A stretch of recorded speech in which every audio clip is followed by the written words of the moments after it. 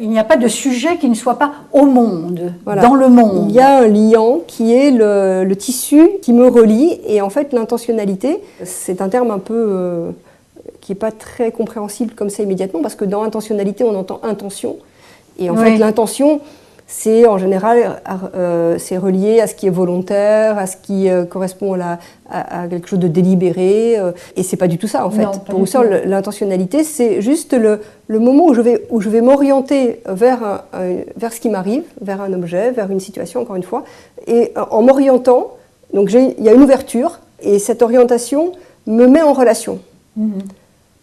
Vous voyez, donc c'est vraiment quelque chose qu'on peut vraiment incarner, qu'on peut expérimenter soi-même, au-delà de la définition un peu formelle, qui dit que l'intentionnalité, c'est la relation entre l'objet et le sujet, c'est bien sûr ça, hein, mais c'est vrai que si on l'incarne, à ce moment-là, on peut soi-même tout de suite, ça fait écho à des situations qu'on a traversées et où on était soi-même soit relié, soit pas relié.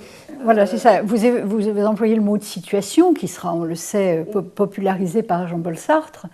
Mais au fond, c'est ça. C'est-à-dire que autant la métaphysique cherchait un fondement au monde, au moi, un fondement transcendant, autant la phénoménologie s'accommode, je dirais, d'un monde sans fondement. C'est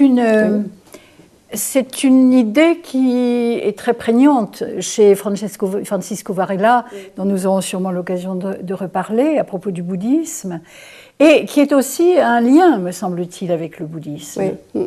Oui, c'est vrai que alors là, ça fait référence à plutôt, je dirais, à des auteurs issus de la tradition japonaise, donc on évoquait tout à l'heure, hein, et qui ont beaucoup réfléchi justement sur cette nécessité d'aller au bout, de faire table rase de toute dimension de fondation. Voilà. Et donc aussi en accompagnant la pensée de Nietzsche, et le nihilisme proposé par Nietzsche, qui n'est pas une pensée du néant, mais justement prend en considération la nécessité de ne fonder sur rien, hein, en prenant au sérieux justement ce rien comme étant l'assise instable, qui est notre lot finalement quotidien.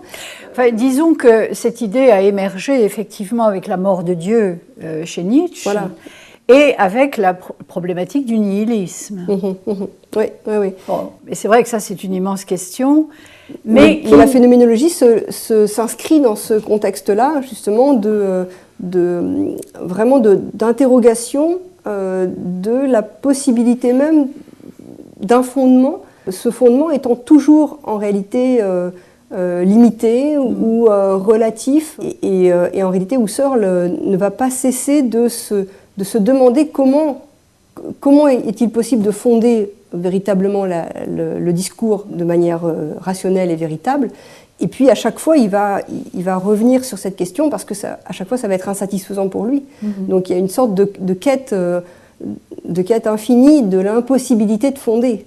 Et tout son travail de mathématicien au départ est d'ailleurs assez illustratif de cela, parce qu'au départ, il part justement de ses contemporains de la crise des fondements des mathématiques, justement. Oui, c'est ça. Donc on est vraiment dans une recherche très radicale. Je crois qu'il faut rappeler effectivement que la phénoménologie est née, je dirais, sur les décombres du nihilisme et dans une situation de crise extrême que Husserl a thématisée à travers la fameuse crise des sciences européennes et la philosophie.